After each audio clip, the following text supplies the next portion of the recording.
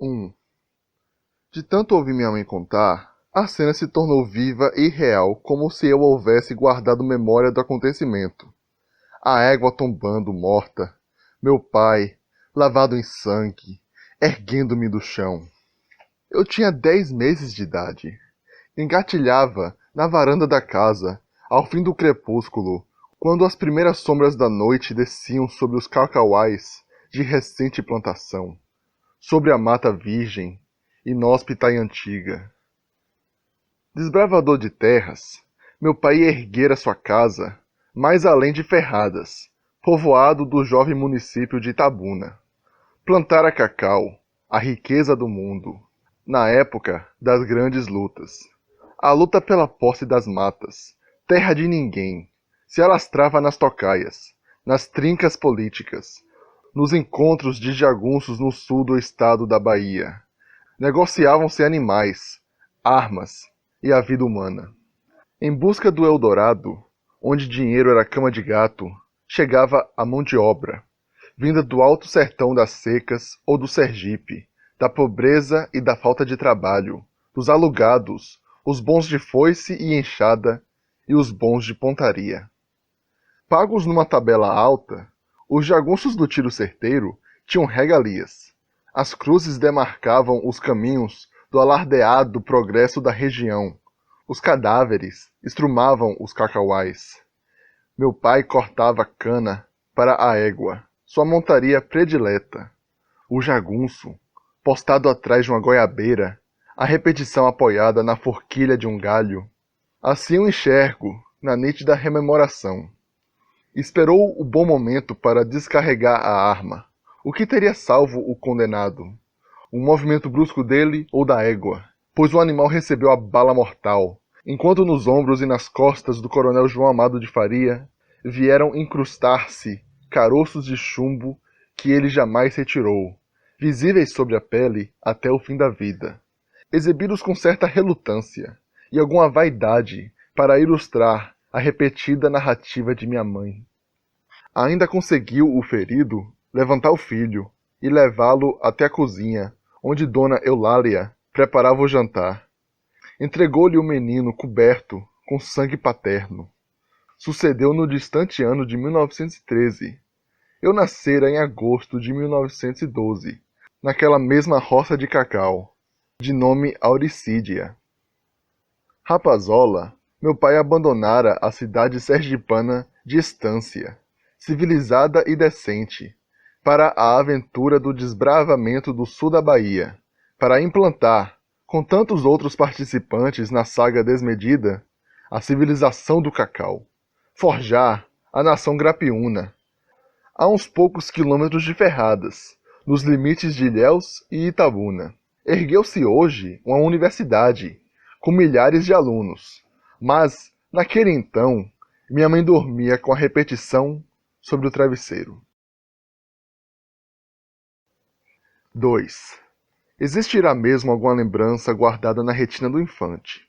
As águas crescendo, entrando pela terra, cobrindo o capim, arrastando animais, restaurando o mistério violado da mata. Ou tudo resulta de relatos ouvidos? A enchente do rio Cachoeira, nos começos de 1914, levou plantações, casa, chiqueiro, a vaca, os burros e as cabras. Fugitivos, meus pais chegaram ao povoado com a roupa do corpo, carregando o menino. Em Ferradas, já não havia onde recolher tantos foragidos. Fomos enviados para o lazareto, habitualmente reservado aos leprosos e bexigosos, transformado em abrigo para as vítimas da cheia. Lavaram o chão de cimento com umas poucas latas de água, recordava minha mãe. Os outros recursos não existiam, nem remédios, nem enfermeiras ou médicos. Eram as terras do sem-fim. Quem sabe, devo a essa amedrontadora hospedaria de minha primeira infância o fato de ter permanecido imune à varíola até hoje. Jamais qualquer vacina antivariolosa, de tantas que me aplicaram no correr dos anos, fez efeito. Nem sequer a primeira, novidade da região, em 1918, a pele cortada a canivete. De tão predisposta, Maria, a pequena empregada, desbrochou em pústulas. Todo mundo de braço inchado, febril, sentindo-se mal, permaneci impávido, a subir pelas árvores, a correr na praia. A bexiga fazia parte do meu sangue. 3. Naquele tempo, a bexiga negra dizimava as populações da zona do cacau. A bexiga, o impaludismo, a febre. Que febre? Não sei. Diziam apenas a febre, para designar a implacável matadora. Seria o tifo? Mata até macaco, afirmavam, para caracterizar a violência e a malignidade daquela febre fatal. A febre. Pura e simplesmente. Na época das chuvas, tornava-se epidêmica. Deixava de ser febre, passava a ser peste. Vinha do fundo das matas, no rastro dos jagunços e das cascavéis. A febre contentava-se em matar uns quantos. A peste enlutava as cidades e os campos. Não havia remédio que valesse. Tampouco medição capaz de enfrentar a bexiga negra.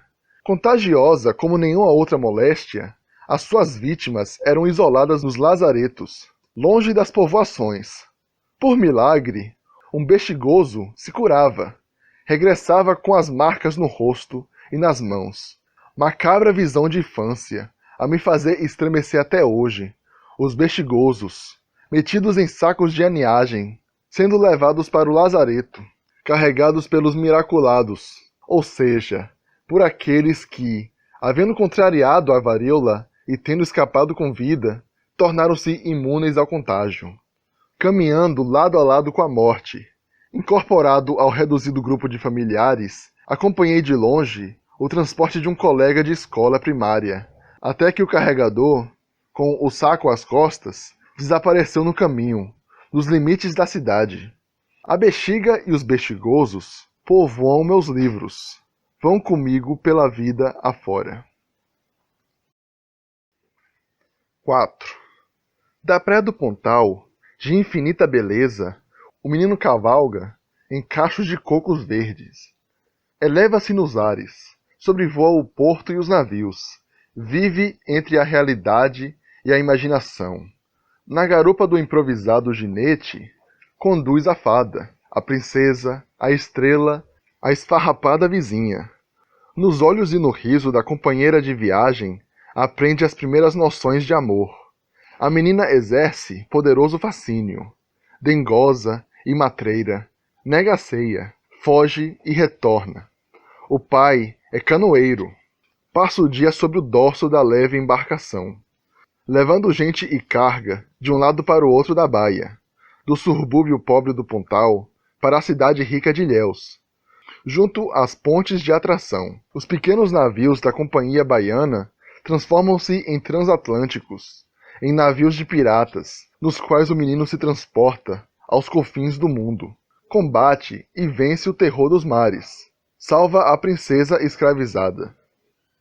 Os pais arruinados, perdidas as terras e as roças de cacau, cortam e preparam couro para os tamancos.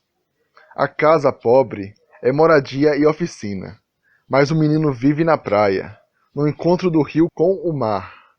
As ondas poderosas e as águas tranquilas, o coqueiral, o vento e a presença da menina por quem pulsa seu pequeno coração. Como se chamava? Perdeu-se o nome. Na memória ficou apenas a imagem cavalgada, de mistura com histórias de fadas e piratas, em curiosas versões regionais de Dona Eulália. Ficaram o audaz alazão e o rosto moreno, os cabelos lisos, de Cabo Verde, da primeira namorada. Namorada seria muito dizer, com tão pouca idade ainda não se namora, mas com que intensidade se ama. O desbravador de terras, o plantador de cacau, corta o couro, fabrica tamancos, mas seu único objetivo é economizar algum dinheiro para novamente partir, rumo às matas bravias, abrir caminho, plantar roças de cacau. Será curto o tempo de praia e ventania, de coqueiros e canoas, de canções e lua cheia, distante das covas rasas, das encruzilhadas, dos tiroteios, no meio da noite. Não vai demorar a volta do menino à casa de fazenda. Não mais em Ferradas, agora será na Tararanga, para as bandas de Sequeiro do Espinho, onde, na lama de picadas, sobre os pés dos jagunços e dos cascos das tropas de burros, carregando sacos de cacau, nascia o povoado que se chamou Pirangi, hoje cidade de Itajuípe. Um tempo de gestação de cidades. 5. Alguns verbetes em dicionários e enciclopédias e certas notícias bibliográficas fazem-me nascido em Pirangi. Em verdade, sucedeu o contrário. Vi Pirangi nascer e crescer. Quando por ali passei pela primeira vez, encarapitado no cavalete da sela na montaria de meu pai, existiam apenas 3 casas isoladas. A estação da estrada de ferro ficava longe, em Sequeiro do Espinho. Pouco tempo depois, já era uma rua comprida, onde casas de residências se misturavam aos armazéns para a estocagem de cacau. O bar, com as salas de jogo ao fundo. Os misérios becos, abrigando as pensões de raparigas. Aventureiros vindos de todas as partes, mascartes levantinos, descansando as malas de mercadorias para instalar lojas e armazéns. Um missionário de acento alemão, tentando impor os mandamentos da lei de Deus a um agente sem lei e sem religião, desregrada e indômita, infensa a qualquer autoridade, do céu ou da terra. Aos poucos, o burgo miserável ganhou vida intensa. O dinheiro corria fácil e farto. Espocavam tiroteios na rua, nas casas de raparigas, nas salas de jogo.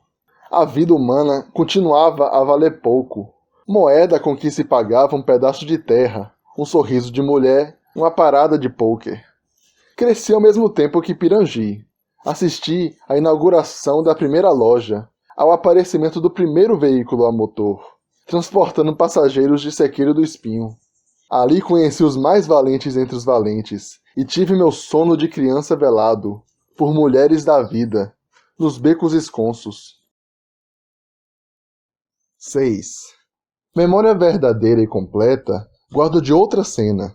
Essa, não mais de ouvir dizer, e sim de tê-la vivido, em meio à noite cálida e assustadora, da Tararanga. Menino de quantos anos? 5. Talvez um pouco mais. Não sei. É difícil estabelecer as medidas do tempo na primeira infância. Muito pequeno ainda, com certeza. Acordado pelos latidos dos cachorros, aos quais se somavam outros ruídos no pátio em frente à casa, fui espiar. Como fiz para esconder-me na varanda, para não ser visto, não me lembro. Recordo, sim, com absoluta nitidez, a visão exaltante. Na obscuridade moviam-se vultos, sombras, ouviam-se vozes, relinchos dos animais. Meu pai montado em sua mula preta. Melhor do que qualquer cavalo, afirmava ele. Os cabras em burros, pois naquelas estradas infames de lama, buracos e precipícios, os cavalos eram montaria de pouca segurança. Serviam apenas para os desfiles dos coronéis, nas ruas de Ilhéus e Itabuna, os arreios de prata. Nas celas, os trabucos. Chefe dos cabras, Argemiro, um sergipano sarará, que servira meu pai nos tempos de Ferradas, novamente com ele na Tararanga, afamado e temido, o revólver no cinto. Acima de Argemiro, marcado pela varíola, caboclo de olhos vivos, fazendeiro e político, Brasilino José dos Santos, o compadre Brás, a mais fascinante figura de minha infância. Compadre e amigo do coronel João Amado. Jamais lhe faltou nas horas difíceis. Impossível encontrar-se na região do Cacau valentia e desassombro iguais ao dele. Assim constava, e era verdade. Alguns anos depois, eu o vi enfrentar sozinho um grupo de bandidos enviados pelos inimigos políticos para provocar alteração em Pirangi.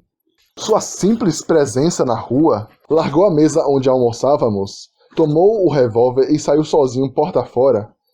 Bastou para a baderna terminasse e os jagunços fugissem. Fora o braço direito de Brasílio de Oliveira, nas grandes lutas pela posse da terra.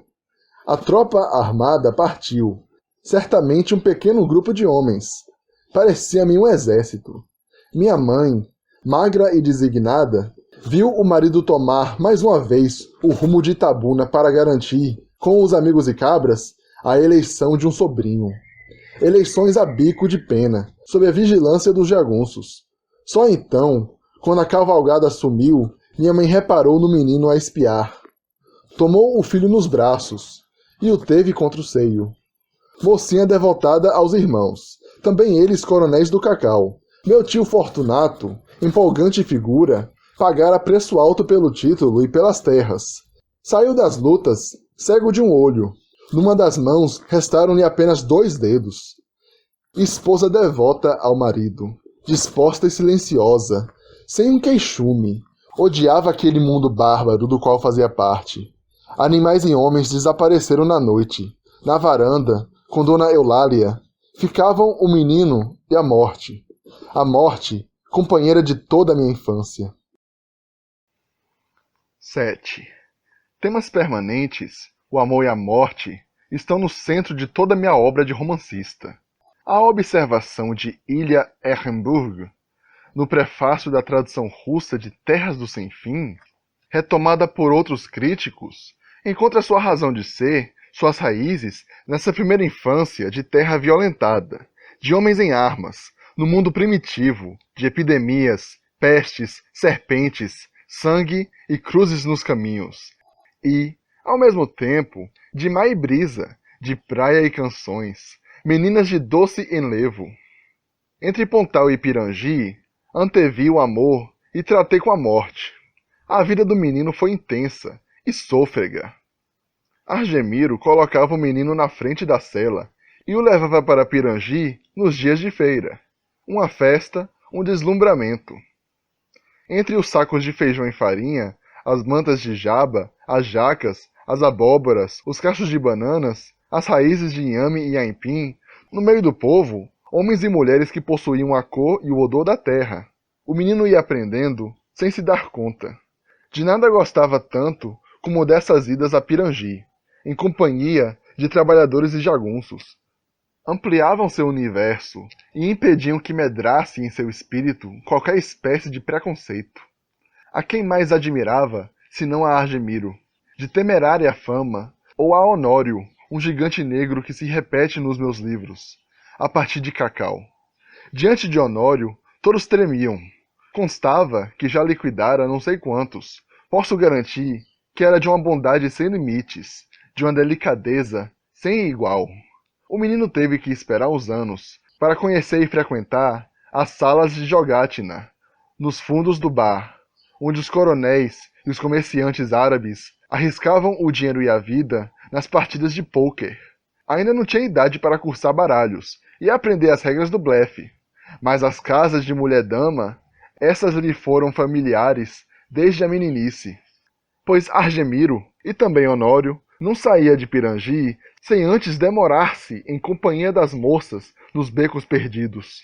Enquanto esperava, o menino ia de mão em mão, de ternura em ternura, de afago em afago, de rapariga em rapariga, cada qual mais maternal. Recordo a figura de Laura, os cabelos longos, o rosto macilento. Sabia histórias de lobisomens. Cantava cantigas de ninar. 8. Não diga a Dona Eulália ou ao coronel que a gente esteve aqui. Recomendava Argemiro. Suplicava Honório. Se os pais soubessem, o mundo viria abaixo. Como contar se aquele segredo de homens era orgulho do menino? Não podia traí-lo, nem correr o risco de perder a comovida ternura, o puro carinho das mulheres, bens por demais preciosos. Em minha infância e adolescência, as casas de mulheres da vida, em vilas e povoados, em pequenas cidades, nas ladeiras da Bahia, significaram calor, agasalho e alegria.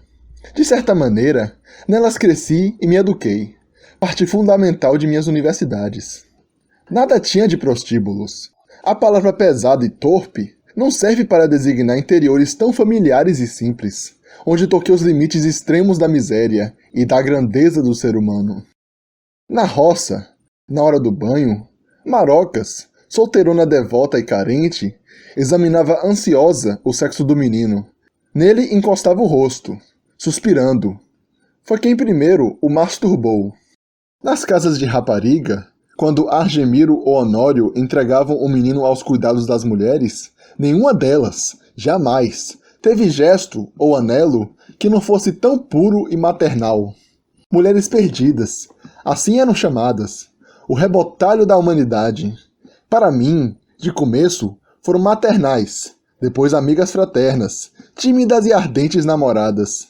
Acalentaram meus sonhos, protegeram minha indócil esperança, deram-me a medida da resistência, a dor e a solidão. Alimentaram-me de poesia. Despidas de todos os direitos, renegadas por todas as sociedades, perseguidas, enganadas, degradadas, possuíam imensas reservas de ternura, incomensurável capacidade de amor. Que outra coisa tenho sido senão um romancista de putas e vagabundos? Se alguma beleza existe no que escrevi, provém desses despossuídos, dessas mulheres marcadas com ferro em brasa, os que estão na fimbra da morte, no último escalão do abandono. Na literatura e na vida, sinto-me cada vez mais distante dos líderes e dos heróis, e mais perto daqueles que todos os regimes e todas as sociedades desprezam, repelem e condenam. 9. Os líderes e os heróis são vazios, tolos, prepotentes, odiosos e maléficos. Mentem quando se dizem intérpretes do povo e pretendem falar em seu nome, pois a bandeira que empunham é a da morte. Para subsistir, necessitam da opressão e da violência, em qualquer posição que assumam, em qualquer sistema de governo ou tipo de sociedade. O líder e o herói exigirão obediência e culto. Não podem suportar a liberdade, a invenção e o sonho. Têm horror ao indivíduo. Colocam-se acima do povo. O mundo que constroem é feio e triste. Assim tem sido sempre. Quem consegue distinguir entre o herói e o assassino? Entre o líder e o tirano? O humanismo nasce daqueles que não possuem carisma e não detêm qualquer parcela de poder. Se pensarmos em Pasteur e em Chaplin, como admirar e estimar Napoleão? 10. Os vagabundos ainda demorariam a fazer parte do meu universo, do meu cotidiano. Com eles comecei a tratar quando, aos 13 anos, fugi do internato dos jesuítas e atravessei o sertão para chegar a Sergipe, a casa do meu avô. Depois fiz-me amigo de tantos e tantos, na minha livre adolescência, na cidade de Salvador da Bahia de Todos os Santos. Amigo dos vagabundos, dos mestres de saveiro, dos feirantes, dos capoeiristas, do povo dos mercados e dos candomblés. Mais do que isso, fui um deles. Na região Grapiúna, não havia lugar para vagabundos. O trabalho era duro, a luta sem tréguas. Conheci e tratei com aventureiros de todas as condições. Vinham no rastro do cacau, em busca de dinheiro fácil. Usavam os títulos mais diversos, na esperança de enrolarem os ingênuos coronéis. Mas os coronéis do cacau não eram tão ingênuos assim. Manobravam os baralhos de pôquer com a mesma segurança com que manejavam revólveres e parabellums. Vários desses aventureiros deixaram a vida nos cabarés de Ilhéus e Itabuna, nas casas de jogo de Água Preta e Pirangi. Outros se ajustaram aos costumes da região, os pés presos ao mel de cacau, rasgaram a mata e plantaram fazendas. Entre jagunços, aventureiros, jogadores, o menino crescia e aprendia. Aprendeu a ler antes de ir à escola, nas páginas do jornal à tarde, nos anos de Pontal. Aprendeu as regras do pôquer sentado atrás de seu tio Álvaro Amado, no Hotel Coelho, acompanhando as partidas, as apostas, adivinhando o jogo de cada parceiro. Enganar os demais fazia parte das regras do pôquer e dos hábitos da região. Havia a trinca Itabuna, um pá e um ás ou rei. A trinca Pirangi, formada por 3 cartas seguidas do mesmo naipe.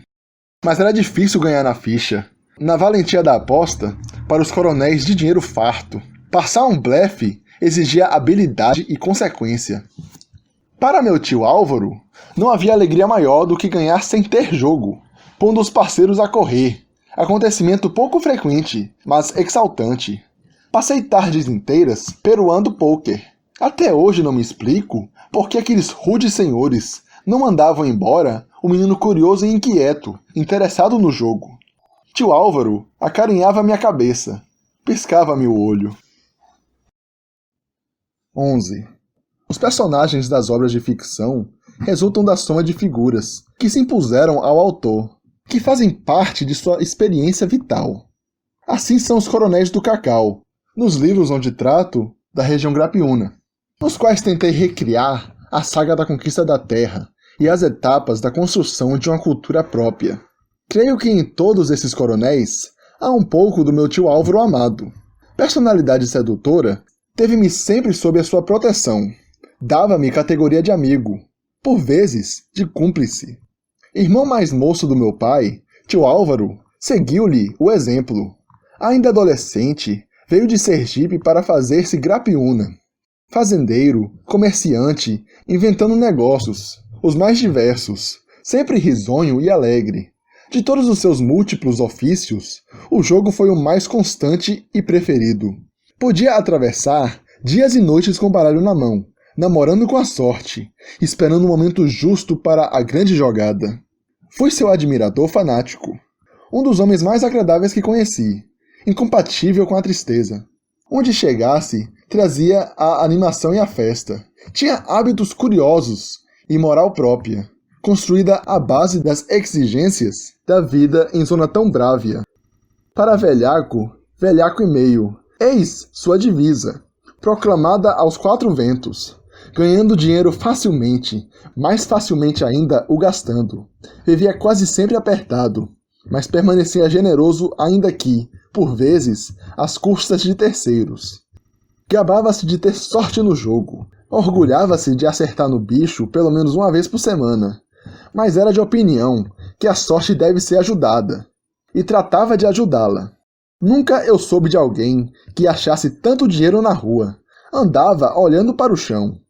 Um de seus hábitos consistia em comparecer a reuniões e festas na longa estação das chuvas, levando sempre um guarda-chuva velho que depositava junto aos demais, na entrada da casa. Ao sair, levava o melhor e mais novo. As histórias de suas sabedorias. Sabedoria era o termo que Dona Eulália usava para designar as atividades nem sempre exemplares do cunhado. Me encantavam. Aconteceu-me participar de algumas delas, e isso me enchia de vaidade. 12. Uma das histórias de tio Álvaro ficou-me gravada na lembrança, pois colaborei para o seu êxito. Um dia, quem sabe, ainda a aproveitarei num conto. Apenas não creio que a figura do meu tio caiba nas limitadas laudas de uma narrativa curta. Exige romance. Aconteceu quando eu andava pelos meus 6 ou 7 anos. Havíamos mudado para Ilhéus.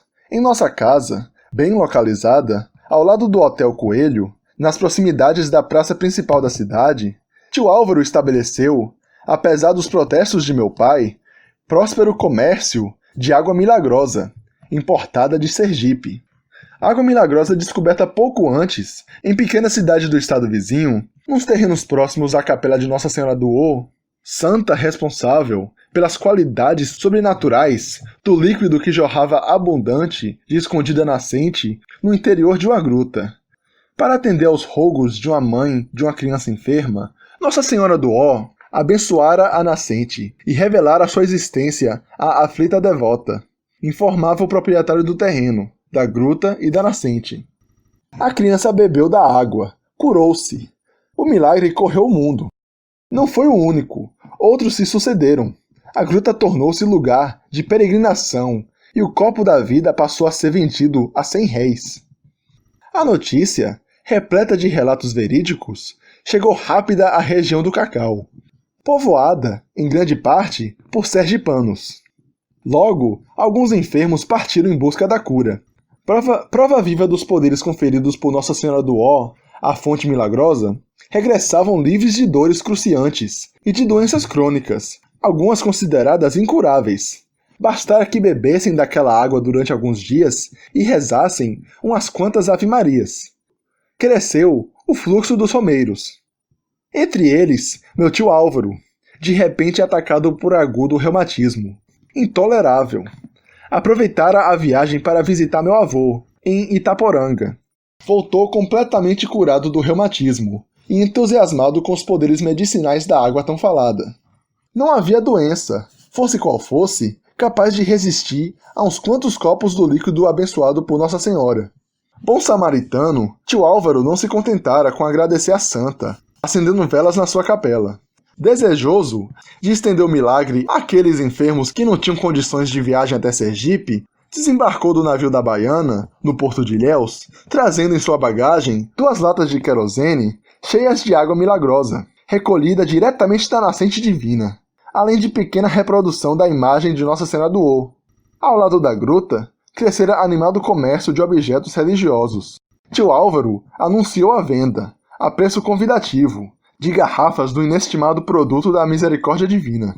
Não visava lucros, e sim ajudar o próximo, estendendo aos demais o milagre de que fora beneficiário.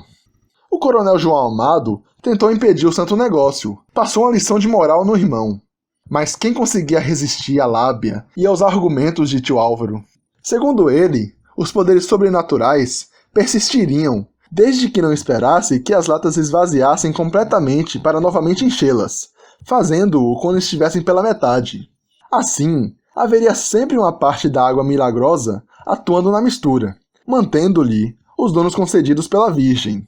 Sem esquecer as Ave-Marias, é claro. Fui seu colaborador na rendosa atividade. As latas de querosene à vista, entre elas a pequena imagem da Nossa Senhora do Ó, garantia de autenticidade, eu enchia garrafas, que a princípio chegaram a ser disputadas por filas de enfermos. A água trazida de Sergipe, multiplicada, segundo as rigorosas exigências de tio Álvaro, durou bem mais de um mês, não fosse ela milagrosa. Quando a clientela se esgotou em Ilhéus, meu tio levou as 2 latas cheias para Itabuna, onde doentes ansiosos reclamavam o fabuloso produto. Tio Álvaro respondia às críticas do irmão e da cunhada, enumerando os milagres realizados pela água que ele e eu vendíamos. Curas espantosas e reais. Viam pessoas à nossa casa agradecer a tio Álvaro a caridade.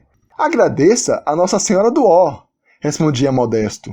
Penso que no fundo se considerava um benemérito. Do caso, ficou uma curiosidade a atazanar-me até hoje. A água que enchia as 2 latas, quando o tio Álvaro desembarcou do paquete da Baiana, teria vindo mesmo de Sergipe ou era do navio? Em verdade, que importa? Fosse da distante nascente, do barco ou da torneira de nossa cozinha, operava prodígios. Curou muita gente. Rendeu-me alguns cruzados. Cruzado era uma moeda grande, de 400 réis. Meu tio gratificava bem seus ajudantes. Quando fugi do colégio dos jesuítas, foi tio Álvaro quem viajou até Sergipe para me buscar. Eu esperava que o mundo caísse em cima de mim. De tio Álvaro, não ouvi críticas nem acusações. No seu sorriso, pareceu-me encontrar solidariedade e aplauso. 13. No começo, devido à enorme quantidade de serpentes, de todos os tipos, cada qual mais venenosa, as residências dos fazendeiros nas roças eram geralmente construídas sobre os chiqueiros ou em suas proximidades. A capa de gordura a envolver os porcos impedia a ação mortal das cobras, e eles as mastigavam e comiam. Em troca, havia quem criasse jiboias, mais efetivas que os gatos, no combate aos ratos. Com a ampliação das fazendas e o crescimento das riquezas, as modestas casas mal situadas transformaram-se em casas grandes, à maneira dos engenhos de açúcar, do recôncavo, dos latifúndios sertanejos, ostentando comodidade e luxo. Erguiam-se cercadas de varandas, em centro de terreno limpo e cuidado. Fartura de animais domésticos, cães e gatos em quantidade. Nos terreiros, multiplicavam-se as aves de criação, galinhas, perus, patos, conquens, por vezes, aves da floresta, domesticadas. Minha mãe criava jacus e mutuns em meio às galinhas, cabras e carneiros, vacas leiteiras. Algumas fazendas exibiam pomares, plantados atrás da casa grande, pés de laranja, tangerina, lima, carambola, pinha, graviola, jambo, pitanga, manga, caju. As jaqueiras, os sapotizeiros, os pés de umbu e cajá faziam parte da mata virgem.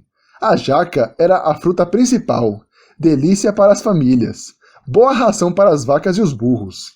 O luxo cresceu com o poder e a vaidade dos coronéis, cada qual querendo exibir riqueza maior.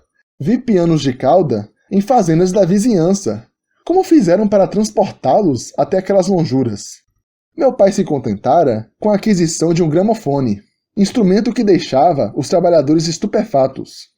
Em frente à casa grande, na fazenda de José Nick, florescia um jardim de rosas e cravos, extremo requinte. José Nick era requintadíssimo, no vestir e no trato. Negro retinto, audaz desbravador de terras, trajava-se com o maior esmero, outra figura tutelar de minha infância. Mais do que tudo, me encantavam, enchiam meus olhos, as oleogravuras francesas, que um mascate árabe espalhara pela vastidão das fazendas de cacau. Reproduziam paisagens da Europa, um campo civilizado de castelos e moinhos, relvados e flores, pastores e pastoras, o oposto das terras primitivas, de serpentes e febres, recém-conquistadas para o plantio do cacau. Por uma pastora de gansos, amarguei incurável paixão. Posso ainda vê-la na atmosfera azul do quadro, de pé com seu cajado, a cabeleira solta, o olhar perdido no infinito. 14. Os soldados da polícia militar desembarcaram em Ilhéus, sob comando de um coronel cujas credências eram a violência e a crueldade com que se pacificara o sertão. Vinha com ordens terminantes de acabar com o cangaço na zona do cacau.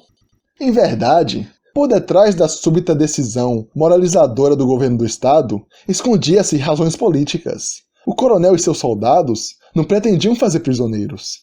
As informações sobre a ação da brigada não deixavam dúvidas acerca da maneira de agir do coronel. Não adiantava render-se, entregar-se. A justiça sumária ditava a sentença na hora. Entre os adversários mais visados, encontrava-se José Nick, temido clavinote a serviço da oposição. Suas terras limitavam com as de meu pai. Os soldados da Briosa cercaram os domínios do negro orgulhoso e insolente. Atento às conversas, aos comentários na casa grande e nas casas de trabalhadores, o menino soube das ameaças ao seu amigo José Nick. Gostava do vizinho, cuja extensa crônica de chefe de assaltos e mortes não impedia que, de volta das viagens à Bahia e ao Rio, ia à capital do país pelo menos uma vez por ano para refazer o seu guarda-roupa, lhe trouxesse um brinquedo caro, estrangeiro. O menino viveu dias de alarma, à escuta, para recolher notícias. Os trabalhadores apostavam. José Nick conseguiria escapar com a vida? Soube do encontro, numa trilha próxima à mata, do comandante da polícia militar e do chefe de jagunços. "Esteja preso!" gritou o militar para José Nick, disparando a arma ao mesmo tempo, atirando para matar. Na confusão, José Nick sumiu mata dentro, deixando um rastro de sangue. Disseram-no atingido por 3 balas, condenado. O cerco se apertou em torno à mata, para impedir a fuga. Argemiro levou o menino para ver os soldados da Briosa. Iguais aos jagunços, a única diferença era a túnica. Os dias passavam. José Nick acoitado na mata. Quando os urubus descerem em voo rasante, saberemos que o bandido morreu e iremos buscar os restos. Será fácil localizá-los. Onde os urubus estiverem, eles estarão, diziam os oficiais, repetindo as bravatas do comandante. O menino sentiu um aperto no coração, mas nem assim perdeu a esperança. José Nick, segundo Honório, tinha pacto com o diabo, corpo fechado. No meio da noite, o menino acordou com as batidas na porta da frente. José Nick, a roupa rasgada, imunda, esfomeado, sedento. Mais parecia assombração. Recebera 2 balas no braço. A terceira rasgara-lhe o rosto, que estava inchado, purulento, desagradável de se ver. Mas sorriu para o menino, que foi em busca do copo com água, enquanto Dona Eulália trazia algodão, iodo, maravilha curativa e panos limpos. Acendeu-se a lenha no fogão para esquentar comida. Tendo matado a fome e a sede, o braço em improvisada tipóia, Jusenique recusou a montaria e o acompanhamento de Argemiro e Honório, postos à disposição pelo vizinho. A pé e sozinho seria mais fácil escapar. Agradeceu e tomou rumo ignorado. Os soldados permaneciam em torno à mata, esperando que os urubus descessem em voo rasante. Cansaram de esperar. Cerca de um mês depois, chegaram novas de Jusenique. Estava no Rio de Janeiro. Tendo conseguido alcançar Ilhéus, viajara para o sul, escondido num navio da costeira. O médico de bordo cuidara dele. A notícia deu lugar à música de harmônica e violão, a arrastapé e a farto consumo de cachaça nos arruados dos trabalhadores. E a farto consumo de cachaça no arruado dos trabalhadores. Dia alegre, de comemoração. 15. Para o menino Grapiúna, arrancado da liberdade das ruas e do campo, das plantações e dos animais, dos coqueirais e dos povoados recém-surgidos, o internato, no colégio dos jesuítas, foi encarceramento. A tentativa de domá-lo, de reduzi-lo, de obrigá-lo a pensar pela cabeça dos outros. A intenção do pai era apenas educá-lo no melhor colégio, o de mais renome. Não se dava conta de como violentava o filho. Essa mesma sensação de sufoco, de limitação, eu voltaria a sentir mais de uma vez no decorrer de minha vida. No desejo de bem servir causas generosas e justas, aconteceu-me aceitar encargos e desempenhar tarefas de meu desagrado. Durante 2 anos, por exemplo, fui deputado federal, apesar de não ter vocação parlamentar nem gosto para o cargo.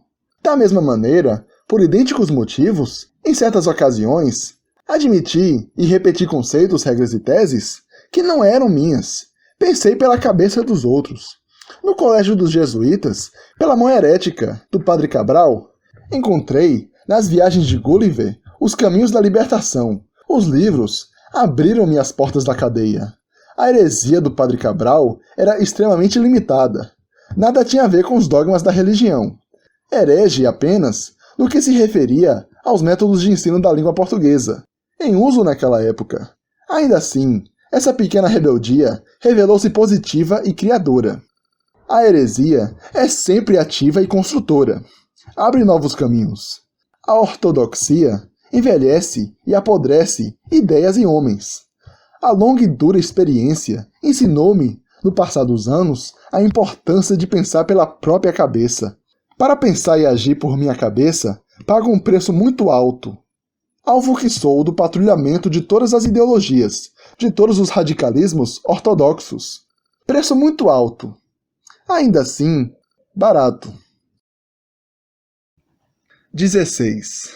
Não serão as ideologias, por acaso, a desgraça de nosso tempo? O pensamento criador submergido, afogado pelas teorias, pelos conceitos dogmáticos, o avanço do homem travado por regras imutáveis? Eu sonho com uma revolução sem ideologia, onde o destino do ser humano, seu direito a comer, a trabalhar, a amar, a viver a vida plenamente, não esteja condicionado ao conceito expresso e imposto por uma ideologia, seja ela qual for. Não possuímos direito maior e mais inalienável do que o direito ao sonho. O único que nenhum ditador pode reduzir ou exterminar. 17. Dos estreitos limites do internato, fui salvo pelo mar, o mar de Ilhéus, a praia do Pontal, as marés mansas e a tempestade. Aplaudido orador sacro, o padre Luiz Gonzaga Cabral era a grande estrela do colégio. A sociedade baiana via em peso ouvir seu sermão dominical. Brilhava também no Liceu Literário Português, nas comemorações de datas lusitanas. Tendo adoecido nosso professor de português, Padre Faria, ele o substituiu. Seus métodos de ensino nada tinham de ortodoxos. Em lugar de nos fazer analisar os Lusíadas, tentando descobrir o sujeito oculto e dividir as orações, reduzindo o poema a complicado texto para as questões gramaticais, fazendo-nos odiar Camões, o Padre Cabral, para seu deleito e nosso encantamento, declamava para os alunos episódios da epopeia. Apesar do sotaque de além-mar, a força do verso nos tomava e possuía. Líamos igualmente a prosa de Garrett, A de Herculano, cenas de Frei Luís de Souza, trechos de lendas e narrativas. Patriota, desejava sem dúvida nos fazer conscientes da grandeza de Portugal, o Portugal das descobertas e dos clássicos. Obtinha bem mais do que isso, despertava nossa sensibilidade, retirando-nos do poço da gramática portuguesa, cujas rígidas regras nada tinham a ver com a língua falada pelo povo brasileiro, para a sedução da literatura, das palavras vivas e atuantes. As aulas de português adquiriram outra dimensão. 18. O primeiro dever passado pelo novo professor de português foi uma descrição tendo o mar como tema. A classe se inspirou, toda ela, nos encapelados mares de Camões, aqueles nunca dantes navegados. O episódio de Adamastor foi reescrito pela meninada. Prisioneiro no internato, eu vivia na saudade das praias do Pontal, onde conhecera a liberdade e o sonho. O mar de Ilhéus foi o tema de minha descrição. Padre Cabral levara os deveres para corrigir em sua cela. Na aula seguinte, entre risonho e solene, anunciou a existência de uma vocação autêntica de escritor naquela sala de aula. Pediu que escutassem com atenção o dever que ia ler. Tinha certeza, afirmou, que o autor daquela página seria no futuro um escritor conhecido. Não regateou elogios. Eu acabara de completar 11 anos. Passei a ser uma personalidade, segundo os cânones do colégio, ao lado dos futebolistas, dos campeões de matemática e de religião, dos que obtinham medalhas. Fui admitido numa espécie de círculo literário, onde brilhavam alunos mais velhos. Nem assim deixei de me sentir prisioneiro, sensação permanente, durante os 2 anos em que estudei no colégio dos jesuítas. Houve, porém, sensível mudança na limitada vida do aluno interno. O padre Cabral tomou-me sob sua proteção e colocou em minhas mãos livros de sua estante. Primeiro, as viagens de Gulliver, depois clássicos portugueses, traduções de ficcionistas ingleses e franceses. Data dessa época minha paixão por Charles Dickens. Demoraria ainda para conhecer Mark Twain. O norte-americano não figurava entre os prediletos do padre Cabral. Recordo, com carinho, a figura do jesuíta português erudito e amável.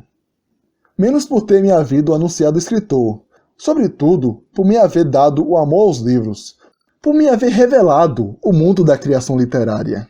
Ajudou-me a suportar aqueles 2 anos de internato, a fazer mais leve a minha prisão, minha primeira prisão. Fugi no início do 3º ano, atravessei o sertão da Bahia no rumo de Sergipe, iniciando minhas universidades. Fim do livro.